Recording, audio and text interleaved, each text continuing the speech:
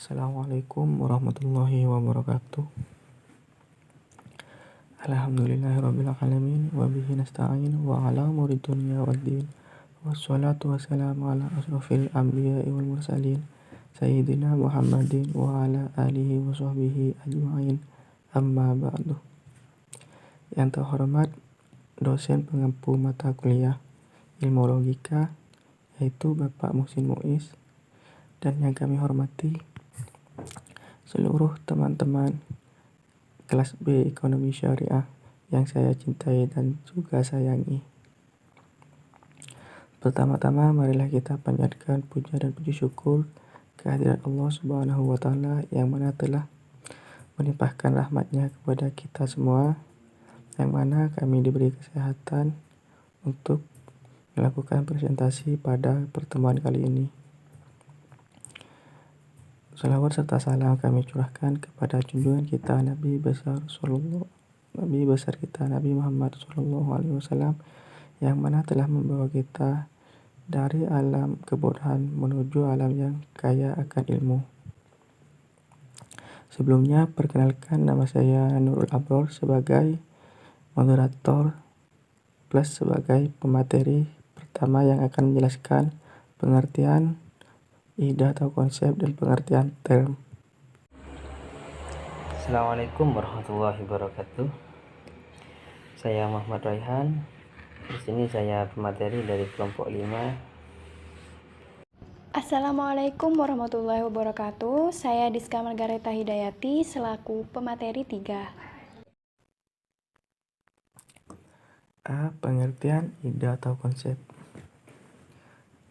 Berbicara masalah term, maka kita harus membahas apa yang menjadi penopang term itu sendiri.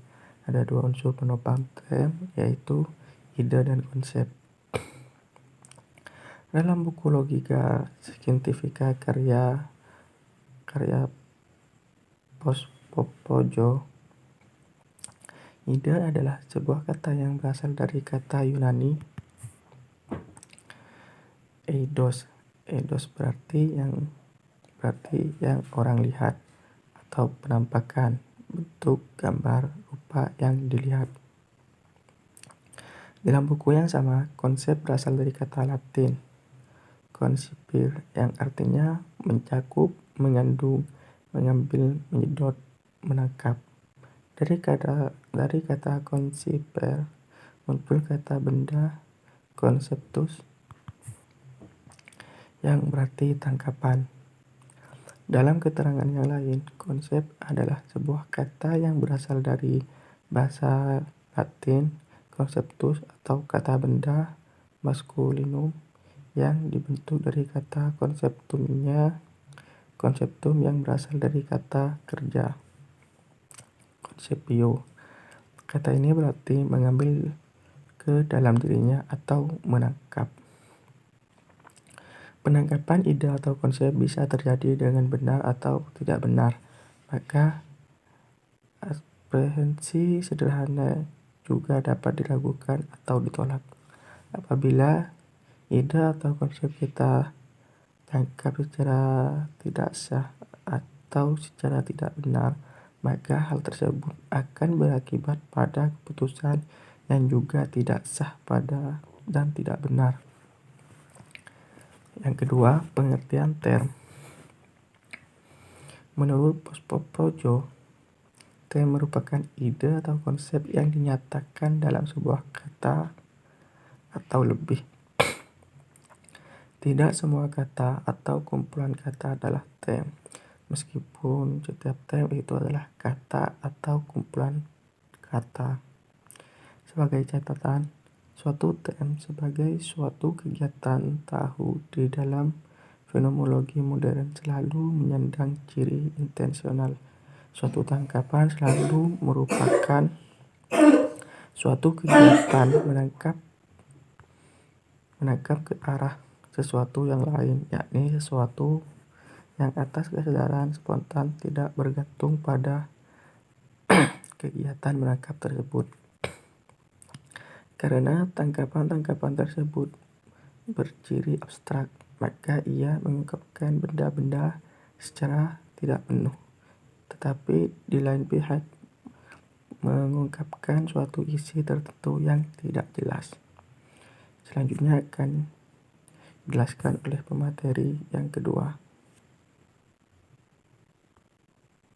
Akan menjelaskan tentang tem sing kategori matis dan tem kategori matis. Mungkin kita sudah mengetahui bahwa apa yang disebut tem adalah setiap kata atau kumpulan kata yang mempunyai arti. Langsung ke tem sing kategori matis ya.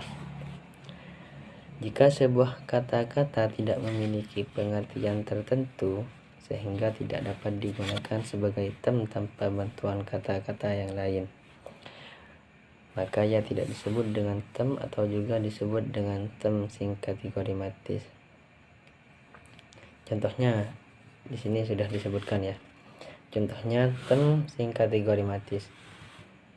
Sebaliknya, jika sebuah kata telah memiliki pengertian tertentu tanpa bantuan dengan kata yang lain, bisa disebut tem kategori matis. Contoh hewan, manusia. Di sini tem kategori matis dibedakan menjadi 3 jenis, yaitu tem kategori matis univokal, yaitu tem yang dikenakan kepada beberapa hal atau benda dalam arti yang sama. Seperti contoh kalimat Adam adalah manusia. 2. Yaitu tem kategori matis ekoivokal, yaitu tem yang dikenakan kepada beberapa hal atau benda dalam arti yang berbeda-beda. Contohnya kalimat kambing itu adalah kambing hitam. Gitu. Dan tem yang ketiga yaitu tem kategori matis analogis, yaitu tem yang digunakan kepada beberapa hal atau benda dalam arti yang berlainan, namun dari segi tertentu memiliki kesamaan. Seperti contoh tem sakit, orang sakit, dan rumah sakit. Mungkin cukup sekian dari saya. Assalamualaikum warahmatullahi wabarakatuh. Baik, kali ini saya akan menjelaskan poin C, yaitu komprehensi dan ekstensi. Mengenai komprehensi, menurut Dr. W. Pospropojo, SH, SS, BPH, LPH, komprehensi adalah keseluruhan arti yang tercakup dalam suatu konsep atau term. Yang dimaksud dengan keseluruhan arti adalah satu unit atau kesatuan arti-arti yang kompleks yang terdapat dalam suatu term.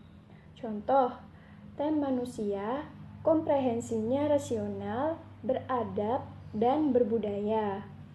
Kemudian, lanjut kepada ekstensi. Ekstensi lebih mengacu pada luas cakupan, bidang, dan lingkungan konsep suatu term. Dengan kata lain, ekstensi adalah keseluruhan luas lingkungan dan bidang serta keseluruhan jumlah dari suatu konsep yang terkandung dalam suatu term. Contohnya, ekstensi term manusia ialah semua manusia, tanpa terkecuali dan pembatasan apapun juga.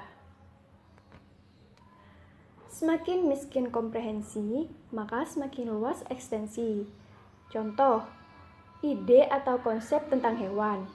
Jika tanpa keterangan yang lebih lanjut, maka ide tentang hewan tersebut akan mengacu kepada hewan apa saja, misalnya ular, kucing, dan sebagainya.